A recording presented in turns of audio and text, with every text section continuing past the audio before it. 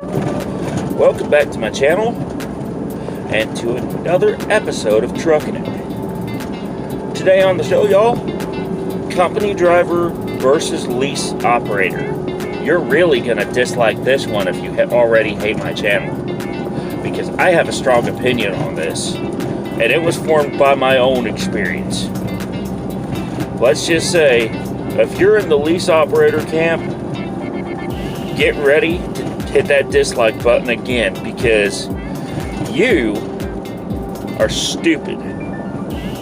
So stay tuned.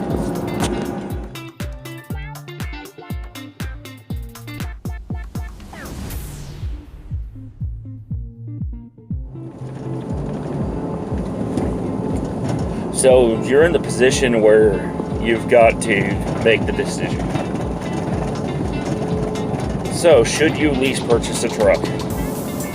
Or are there other options available to you? Well, I'll answer the second question first. That answer is yes. There are plenty of other options available to you. If your motor carrier is trying to tell you to lease purchase a truck, you need to run from them as fast as possible, and I'll tell you why here. Because between July of 2010 and May of 2011, I actually did a lease purchase program with CRST Expedited. And in the end, I had a successful failure, but it was still a failure nonetheless. Going for several days without pay, going for a situation where you're not getting loads, struggling to stay awake because you're constantly driving. Well, that was me in 2010 and 2011. In fact, I had an issue early on during this lease purchase program where a guy actually ran into my truck. And guess who had to take the blame for it? Not the other driver, me. Although I was eventually cleared of any wrongdoing, let's just say they held my feet to the fire. They tried to blame me for everything. And once they realized I had passed that challenge, they started cutting pay. They started putting me on these loads where I wasn't getting paid, but maybe a little over $1 a mile. The fuel surcharge wasn't that great. I was stuck living out of the truck for weeks at a time, further fatiguing myself. And in May of 2011, I had enough of it. So I used part of that last paycheck to buy myself a bus ticket back home, and the other part of it to buy myself an old school pickup truck. So I ended up taking every tax deduction I could at the end of that year, and in the end, that lease purchase just screwed me royal.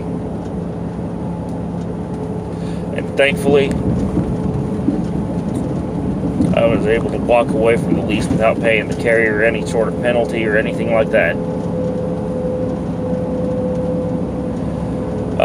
So what do I encourage you to do now? Well, instead of going through the struggles of a lease purchase program, and by the way, not getting paid for your detention time, which your motor carrier is making $63 an hour for, according to the American Transportation Research Institute. Let me give you a stat first. That stat is this: women spend more time in detention than men, and lease purchase drivers spend more time in detention than company drivers. It really is that simple. If they know you're making a truck payment, they like to milk the clock at the loading dock. They'll take their own sweet time when you should be rolling. So, you because they don't know if you got another load waiting on you or not. So, it's better off for you to milk it for all it's worth. Instead of being a lease purchase driver, I would ultimately ask that for that first driving job you do, consider driving team. Yeah, driving team. Where you have two men or two ladies, or perhaps your husband and wife. You're in a nearly new truck like the one that I'm in. And you're getting paid for every mile that you drive. And every hour that you sit in the dock. You might disagree with me on this. But in the end, it's your money.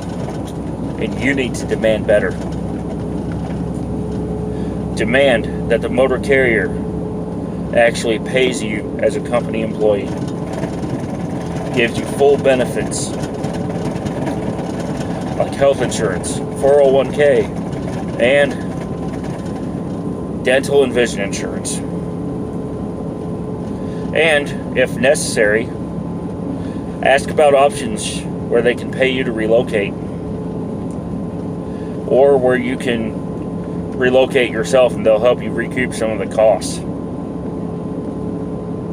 Because in the end, being a company driver myself, I am proud to say that at the motor carriers I've worked at since that lease purchase termination, I have been a very happy employee. Because I learned what they all have to go through as motor carriers. And I learned that if you try to be a motor carrier yourself, you're better off going to the bank, buying your own truck through someone that is not affiliated with the motor carrier, and getting an accountant to help you.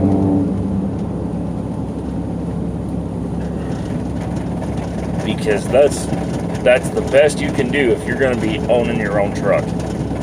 Now, if you're going to be in the situation where I'm in,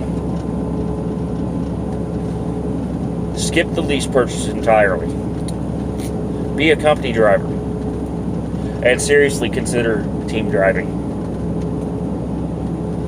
Because it gets the bills paid, it'll help you as a driver, and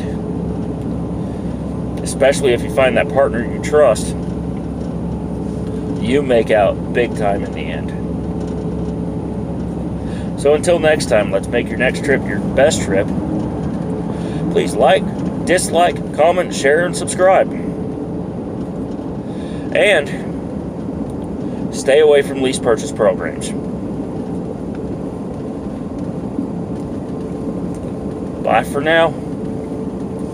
And I'll see you down the road.